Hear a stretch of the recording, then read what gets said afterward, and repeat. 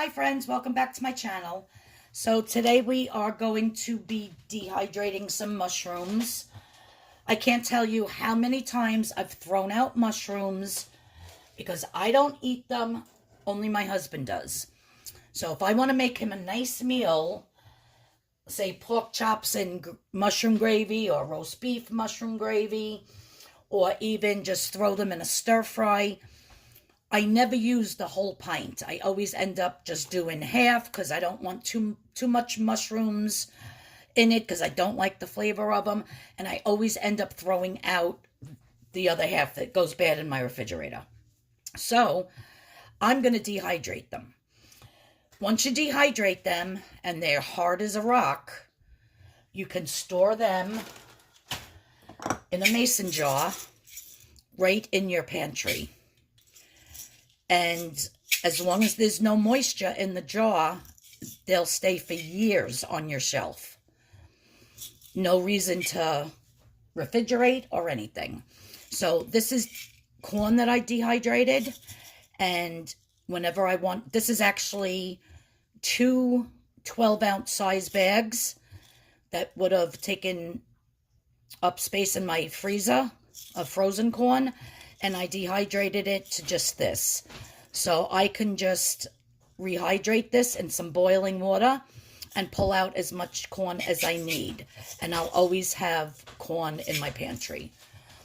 So this was a bag of green beans.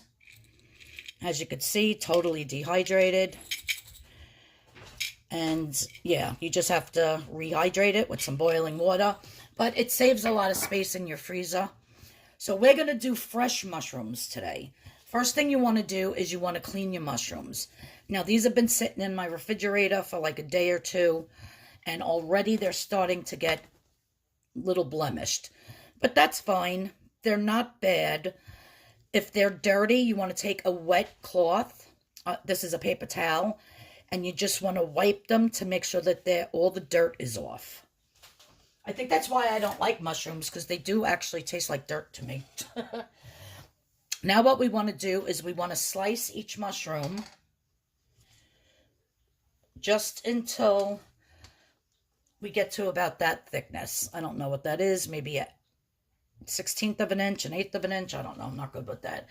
And we're just going to put them on our wire rack that comes with any dehydrator.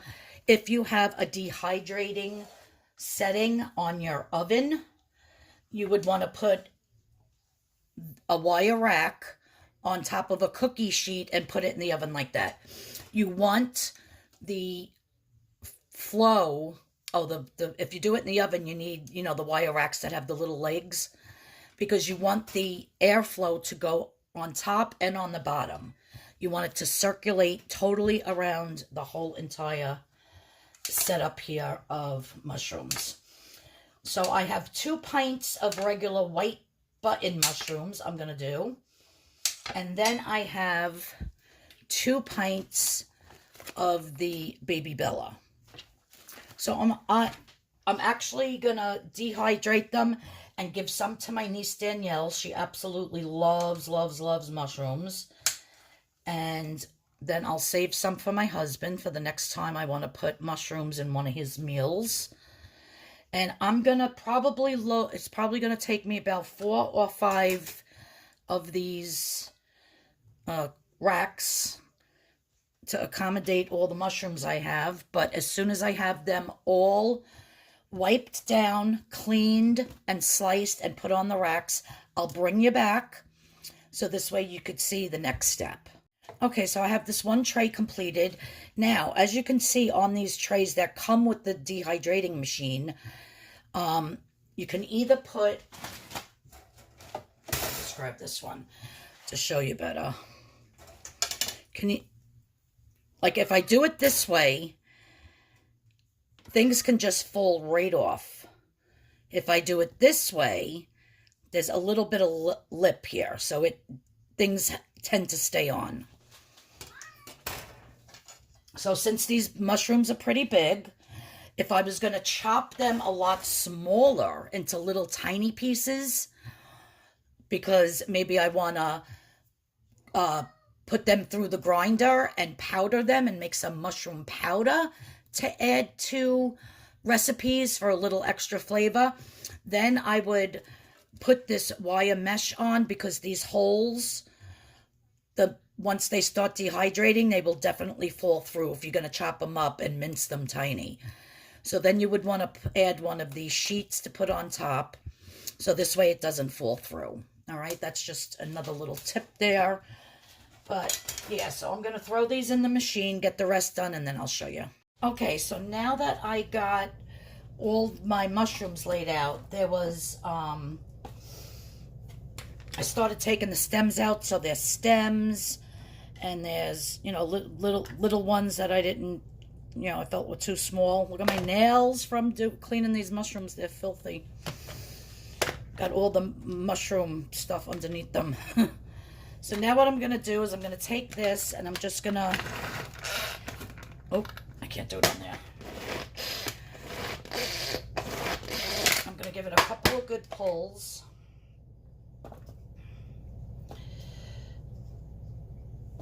Then I'm just going to dump it on my tray here.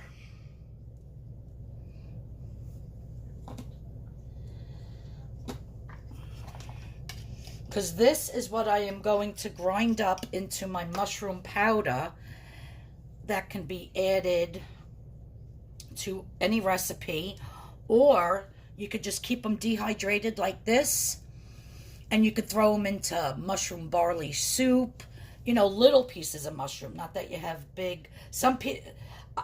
It's not only the taste for me, but it's the texture. I hate that rubbery feeling. So, but if I hated the rubbery feeling and loved the flavor, this would be perfect, because you're really not going to taste that texture, you know, feel that texture when it's in a recipe, because it's so small. So that's an option. But definitely you can grind it into a powder, just like onion powder, garlic powder, and it'll be delicious mushroom powder that you can add to any soup, stew, recipe. So that's one. I'm going to have to do another tray because I have some more to grind up. And you want to try to make it as flat as possible. You could always stir it around once it starts dehydrating. Okay, so I have my dehydrator packed with all the trays of the mushrooms. Now you could do 10 trays at a time, but since I only have this amount, I separated it so there's a more of an airflow around each tray. Now this one has roughly chopped, and that could be put in soups and stews and mushroom barley soup and stuff like that. This one I ground up even more, almost to a paste. And it really is ground more than that. You can see the difference in the size. This I will put in my Vitamix and blend it up into a mushroom powder. Oh no, I'm sorry, this is the one. Yeah, see how it's almost like a paste? That's why I put it on the silicone tray, so that nothing can fall through. Yeah, this one is still roughly chopped. Sorry about that. Okay, friends, so the mushrooms are all done being dehydrated. So, and I've used some in my husband's eggs. I made him a mushroom and Swiss omelet for breakfast 2 days in a row. But you do have to try to reconstitute these to bring them back to like a regular mushroom in either warm or boiling water for about, I would say 20 to 30 minutes, sometimes longer. I think next time I dehydrate mushrooms, I am going to cut them a little bit thicker, because even when they rehydrated, they were very thin. Let me see if you can see. They were very, very thin and not the correct texture that I wanted. I think it's because I sliced them too thin before I dehydrated. But when I was soaking them in the water for half hour. You could do it for an hour until your mushrooms come back.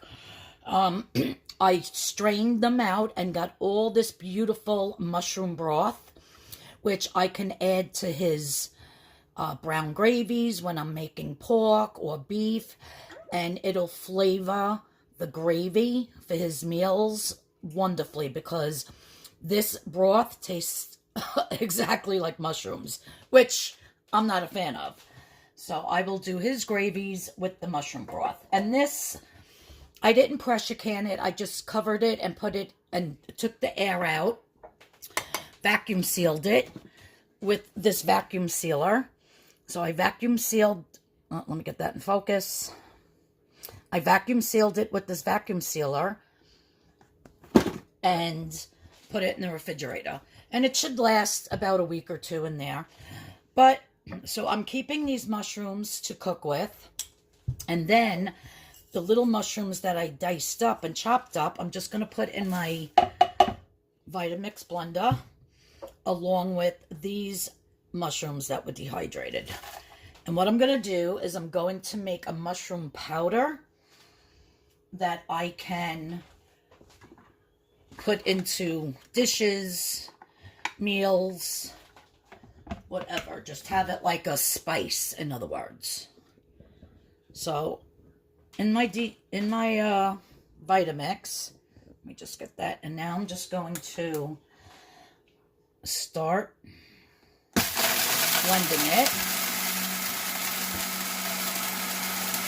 And I'm going to let this go until I don't hear any more cracking, which is the hard mushrooms banging against the plastic.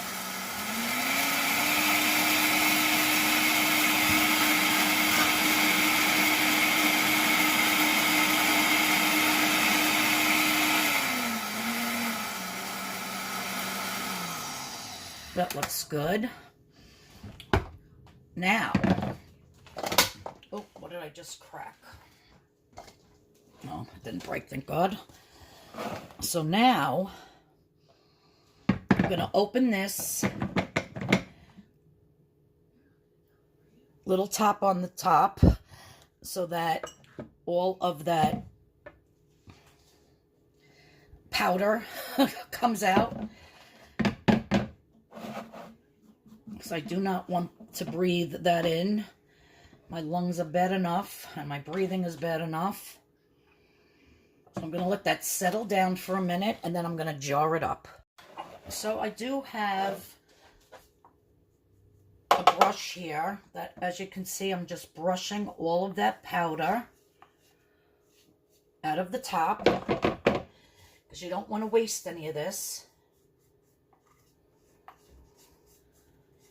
And I'll continue to do that until it's all out of the rim of this top.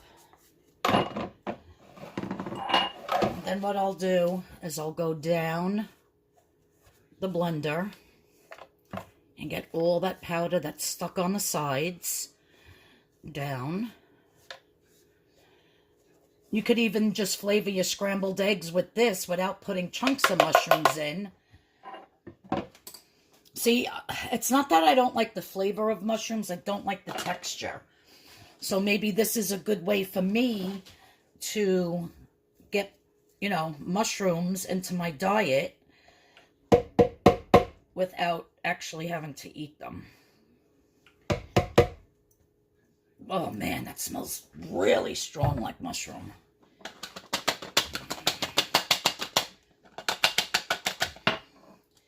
I'll also scrape down this. Wow, this is so potent. And look at that, guys. Mushroom powder. Let me just grab a spoon.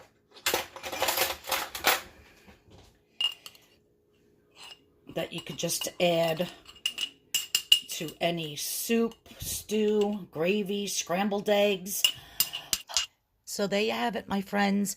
An easy way to dehydrate mushrooms that you can keep in your pantry for years to come just by rehydrating them. You can use them at any point.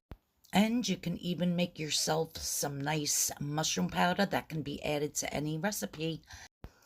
Everybody have a great day. And please don't forget to hit that subscription button and that notification bell. And I'll see you all in the next video. Have a great day, everyone. Bye-bye.